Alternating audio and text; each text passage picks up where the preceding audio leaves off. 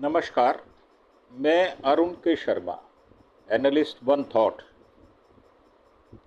आज बात करेंगे भारत के साथ जल बंटवारे को लेकर। बांग्लादेश भी चिंतित नजर आ रहा है। भारत द्वारा सिंधु जल संधि को निलंबित करने से बांग्लादेश के साथ जल बंटवारे की प्रतिबद्धताओं पर चिंताएं उत्पन्न हो गई हैं।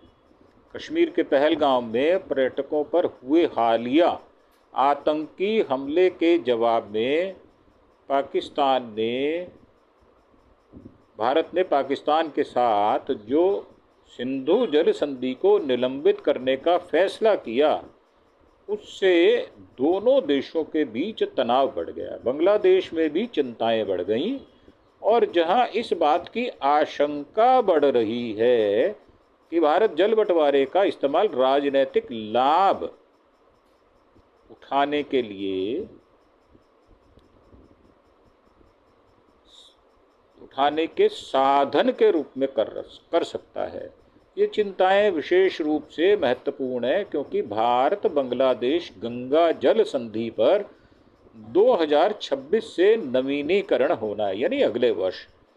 जल विशेषज्ञ नूतन मनमोहन ने कहा है अगले साल गंगा संधि का नवीनीकरण होने वाला है और ऐसे में भारत द्वारा सिंधु जल संधि को निलंबित करना बांग्लादेश के साथ जल बंटवारे की उसकी प्रतिबद्धताओं पर संदेह पैदा कर सकता है। जैसे जब मनोहर पारीकर थे रक्षा अध्ययन और विश्लेषण संस्थान के IDSA के, तो उत्तम सिंह ने कहा कि हालांकि भारत ने पारंपरिक रूप से अपने निचले तटवर्ती देशों के साथ जल बंटवारे की व्यवस्था का सम्मान किया है, पड़ोसी गंगा संधि सहित भविष्य की वार्ताओं की सफलता काफ़ी हद तक मौजूद राजनीतिक माहौल पर निर्भर करेगी। भारत के संवेदनशील पूर्वोत्तर क्षेत्र में चीन की बढ़ती भागीदारी की वकालत करने वाले बांग्लादेश के अंतरिम मुख्य सलाहकार मोहम्मद यूनुस की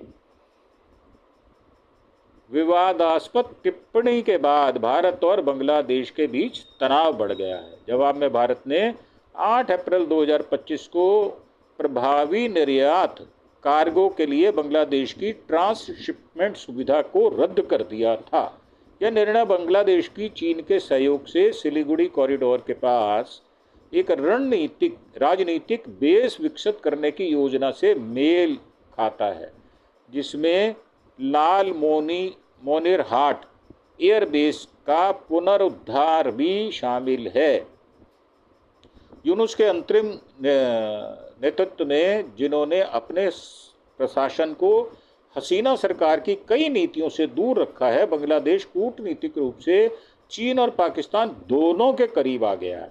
एक दुर्लभ घटनाक्रम में पाकिस्तान और बांग्लादेश ने हाल ही में ढाका में विदेश सचिव स्तर की वार्ता की, जिसका उद्देश्य पाकिस्तानी विदेश मंत्री इशाक डार की यात्रा का मार्ग प्रशस्त करना था। बांग्लादेश गंगा जल संधि का नवीनीकरण दोनों देशों के बीच हाल की द्विपक्षीय बातचीत में एक प्रमुख विषय बना हुआ है।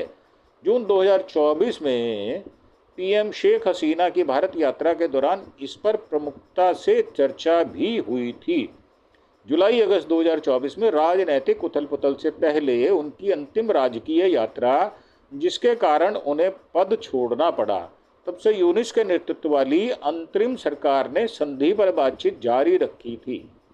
6 मार्च 2025 को संधि के नवीनीकरण पर विशेष रूप से चर्चा करने के लिए संयुक्त नदी आयोग के तहत दोनों देशों की तकनीकी टीमें कोलकाता में एकत्र हुई। यात्रा के दौरान बांग्लादेश प्रतिनिधिमंडल ने फरक्का में संयुक्त अवलोकन स्टेशन का भी निरीक्षण किया। भारत बांग्लादेश गंगा जल संधि, जिस पर मूल रूप से 12 दिसंबर 1996 को भारतीय प्रधानमंत्री HD देवेगौड़ा और हसीना ने अपने पहले कार्यकाल के दौरान हस्ताक्षर किए थे, बांग्लादेश को कम पानी के मौसम में पानी के न्यूनतम प्रवाह की गारंटी देती है। 3 दशक तक चलने वाली संधि का नवीनीकरण 2026 में आपसी सहमति के आधार पर तय होना है। जैसा कि मनमोहन ने कहा, हालांकि संधि का नवीनीकरण अगले साल होना है, लेकिन भारत जल संधि को लगातार स्थगित करने से बांग्लादेश के साथ नदी जल साझा करने की उसकी प्रतिबद्धता पर संदेह पैदा हो सकता है। सेना ने द संडे गार्जियन को बताया कि गंगा संधि भारत बांग्लादेश संबंधों की आधारशिला है, जो जल बंटवारे के लिए एक संरचित रूपरेखा प्रदान करती है। 1996 की संधि के अनुच्छेद 12 में कहा गया था कि यह संधि हस्ताक्षर के बाद लागू होगी और 30 साल की अवधि के लिए लागू होगी और इसे आपसी सहमति के आधार पर नवीनीकृत किया जा सकेगा। महत्वपूर्ण बात यह है कि नवीनीकरण स्वचालित नहीं होता। आपसी सहमति के लिए दोनों देशों और दोनों पक्षों के बीच में एक समझौते या समझ की आवश्यकता होती है। यदि कोई पक्ष इसे अनावश्यक समझता है तो वो संधि का नवीनीकरण ना करने का विकल्प चुन सकता है। भारत ने ऐतिहासिक रूप से अपने निचले तटवर्ती पड़ोसियों के साथ जल बंटवारे की व्यवस्था का समर्थन किया है और गंगा संधि उस दृष्टिकोण को दर्शाती है। हालांकि यह निर्विवाद है कि इसके नवीनीकरण पर प्रभावी बातचीत मौजूदा राजनीतिक गतिशीलता पर निर्भर करेगी। भारत बांग्लादेश में लोकतांत्रिक रूप से चुनी गई सरकार के साथ जुड़ना पसंद करता है और उम्मीद है कि मौजूदा अंतरिम सरकार उस दिशा में आगे बढ़ेगी। फिर भी भारत बातचीत जारी रखने के लिए प्रतिबद्ध है। मार्च में तकनीकी विशेषज्ञों की 86वीं संयुक्त समिति की बैठक के लिए बांग्लादेशी प्रतिनिधिमंडल भारत आया था। हसीना की चुनावी हार के बाद पहली बैठक चर्चा गंगा संधि के नवीनीकरण और तीस्ता और फैनी सहित अन्य नदियों के बंटवारे पर केंद्रित थी, जबकि राजनीतिक कारक बातचीत की गति को प्रभावित कर सकते हैं। दोनों देशों को जल सुरक्षा सुनिश्चित करने, परिस्थितियों की तंत्र की रक्षा करने और तटवर्ती समुदायों की आजीविका का समर्थन करने के लिए सहकारी बेसिन प्रबंधन को प्राथमिकता देनी होगी। मनमोहन ने कहा कि पूर्वी भारत की स्थलाकृति पश्चिम क्षेत्र से काफी भिन्न है। जबकि पश्चिम में पानी की कमी है, पूर्व में पानी की प्रचुरता है। पूर्व की विशाल नदियों का दोहन करना उनके आयतन के कारण बहुत बड़ी चुनौती है, लेकिन वे परिवर्तनकारी संभावनाओं को प्रदान करती है। उनके अनुसार बिहार और झारखंड में कोयला खदानों को जलाने की लंबे समय से चली आ रही समस्या का समाधान संभव हो सकता है, जहां जिद्दी भूमिगत आग को अतिरिक्त पानी का उपयोग करके बुझाया जा सकता है। आदर्श रूप से एक व्यापक और दूरदर्शी योजना में इस अतिरिक्त पानी की बड़ी पाइपलाइनों के माध्यम से प्रभावित करना शामिल होगा, ताकि मध्य भारत के शुष्क क्षेत्रों में पर्याप्त जलाशय बनाए जा सके। वे मानव निर्मित सागर बंजर पठारों को पुनर्जीवित करने और मध्य भारत के जल वंचित परिस्थितियों की तंत्र में जीवन को बहाल करने में मदद कर सकते हैं।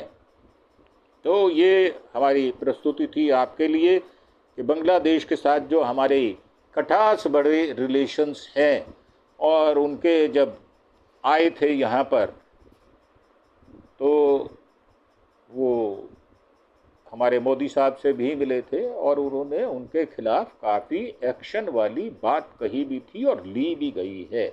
इस मामले में हम सरकार की सभी नीतियों का समर्थन करते हैं, क्योंकि भारत की संप्रभुता अखंडता के लिए जो काम किया जाए हम बिना शर्त उसका समर्थन करते हैं। और भारत का जल कोई दूसरा देश अगर किसी ऐसे कारण से इस्तेमाल कर ले कि हम उस पर दया दृष्टि करें, तो मुझे लगता है कि ये दो देशों के बीच में आपसी सौहार्द पर निर्भर करता है। परंतु अगर कोई देश हमें आंखें दिखाएगा तो हम उसको वो सुविधा देने के लिए तैयार नहीं होंगे। इन्हीं प्रश्नों के साथ हम चाहेंगे कि आप इस पर अपनी प्रतिक्रिया व्यक्त करें। और अपने सुझाव कमेंट बॉक्स में जाकर दें, जिसका हम स्वागत करेंगे। इसी के साथ आपसे प्रार्थना, आप हमारे चैनल अरुण के शर्मा एनालिस्ट वन थॉट को सब्सक्राइब करें, बेल आइकॉन का बटन भी दबाएं। इसी के साथ धन्यवाद, थैंक यू, जय हिंद, जय भारत।